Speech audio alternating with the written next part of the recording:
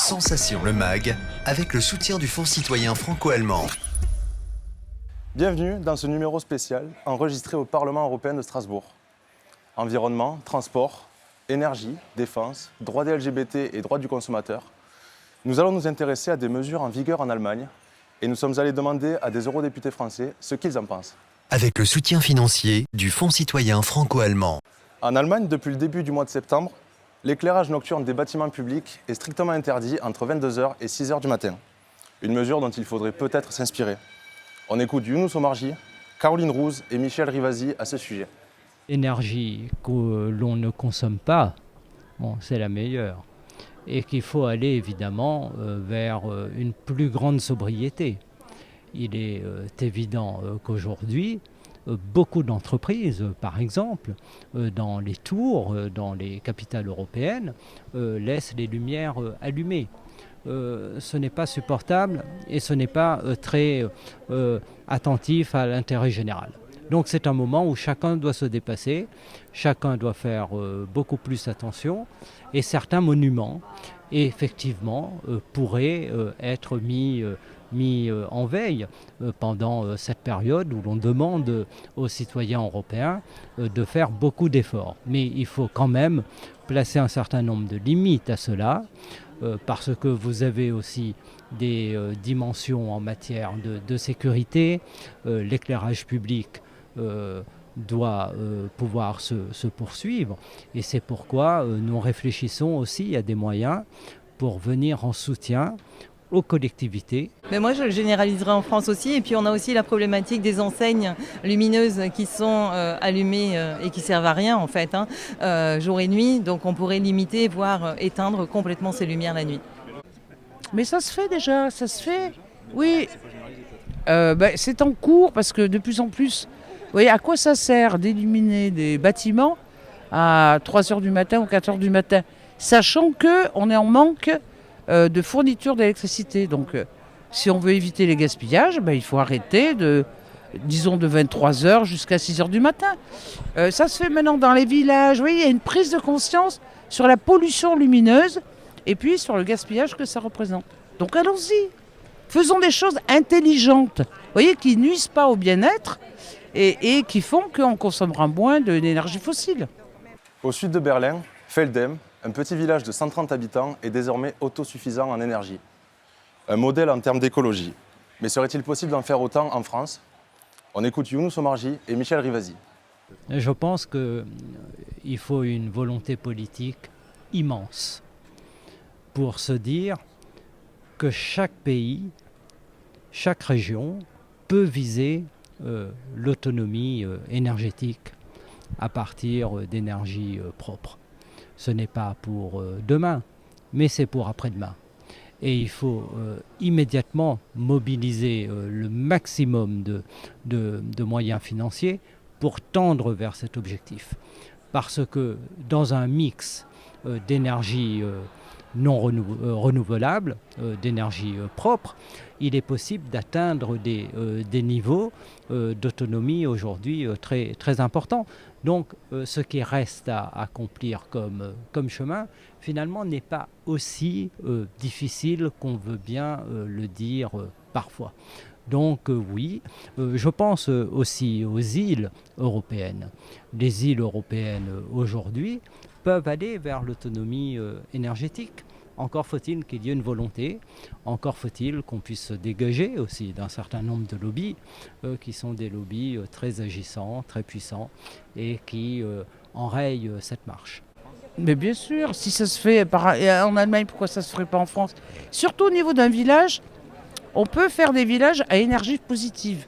Ça existe déjà, avec le solaire, avec l'éolien, avec un peu de géothermie, de la biomasse, on peut être complètement autonome. Et c'est peut-être plus facile de le faire, dans les petites structures que dans des énormes villes. Donc la route est tracée.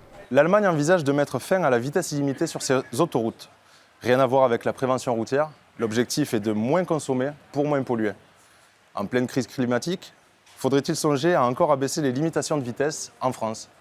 Nous sommes allés demander à Caroline Rouz, Michel Rivasi et Younous Omarji. Je dirais oui. Oui, il faut. Et puis ça réduira aussi les accidents. Je pense qu'on a vu déjà la réduction de 90 à 80. On a eu une amélioration justement des conditions de route, donc des accidents. Donc pour moi, oui, je pense qu'il faut le faire. Et il faut faire confiance au caractère citoyen des personnes. Mais l'écologie punitive détourne souvent de l'écologie. On a déjà réduit, par exemple en France, les vitesses de manière considérable. Bon. En dessous de 30 km/h dans les agglomérations, on est à l'arrêt. Bon. Donc voilà. Bah, écoutez, les questions d'après la Convention citoyenne de passer de 130 à 110, parce qu'en fait l'objectif c'est de diminuer la consommation du pétrole. Et un des moyens, c'est de réduire la vitesse. Donc si on veut continuer à rouler tout en dépensant moins, il faudra limiter la vitesse. À partir du 1er janvier 2023, l'Allemagne mettra en place un billet de transport à tarif unique. Son prix, 49 €. Une mesure qui vise à limiter l'utilisation de la voiture afin de préserver l'environnement et faire des économies d'énergie. Alors est-ce que la France doit s'inspirer de son voisin allemand dans ce domaine? Gilbert Collard, Christophe Grudler et Michel Rivasi nous répondent. C'est tellement facile de se prononcer dans l'abstrait sur des mesures que finalement on perd le contact avec la réalité de ce que vivent les gens. Bon. Les trains partent pas à l'heure, n'arrivent pas à l'heure, les prix des places coûtent une fortune. Bon, alors bien sûr que je serais le plus heureux s'il y avait cette facilité pour les citoyens qui en ont besoin, bien sûr. Mais c'est tellement facile de vous dire cela sans faire le constat de la réalité. Bon, quand vous voyez l'état des TER, il y a une époque où je prenais régulièrement des TER pour me déplacer, c'était il y a 3-4 ans. Il y a des moments, franchement, on a l'impression d'être dans une poubelle. Hein. Alors c'est la situation générale des transports en France qui se pose. Alors pourquoi pas, effectivement, c'est une bonne idée. Alors, ça relève clairement des États membres, hein, donc c'est pas directement l'Union européenne qui peut agir. C'est vrai que l'Allemagne a plus les moyens que d'autres.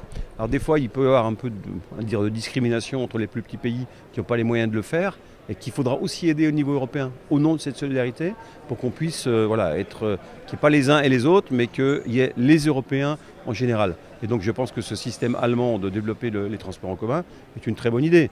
Et donc aux États membres de voir si ça peut se dupliquer tel quel dans leur pays. Bien sûr que c'est possible, ça se fait en Allemagne, pourquoi ça ne se ferait pas en France? Ça c'est une question de volonté politique. Si on veut ramener les gens dans les transports collectifs et qu'on fasse comme ça un forfait, ça va pousser les gens à ne pas utiliser leur propre voiture ou leur propre moyen de déplacement. Ça va aller sur le collectif. Et le collectif, c'est bon pour la planète parce que, vous voyez, on n'accumule pas les émissions de CO2. Donc, très bonne décision politique en Allemagne qu'il faudrait étendre partout en Europe. Le démarchage téléphonique est devenu un fléau. Il est tout simplement interdit en Allemagne, mais les personnes qui souhaitent quand même recevoir des appels commerciaux peuvent quand même s'inscrire sur des listes spéciales. Faudrait-il suivre ce dispositif allemand et l'adopter en Europe? On écoute Manon Aubry, Marie-Pierre Védrenne et Gilbert Collard. Il faut poser la question à nos collègues à l'Assemblée nationale parce que je crois qu'ils se sont battus, notamment je me souviens de ma collègue Mathilde Panot pour la France Insoumise qui s'était battue à l'Assemblée nationale. Pour ce qui est du niveau européen, oui c'est clair, moi je suis en faveur d'une régulation parce que tout le monde le voit dans ce quotidien, on est sollicité. Parfois c'est même par des services de l'État, quand c'est pour les comptes formation par exemple, on reçoit tous des textos les uns après les autres et donc il y a un enjeu évidemment de protéger la vie privée, de protéger aussi ce démarchage qui peut aboutir à des situations, y compris une forme de captation économique qui n'a pas lieu d'être. Alors le démarchage téléphonique, on le sait bien, c'est un sujet qui touche tous nos concitoyens et sur énormément de sujets.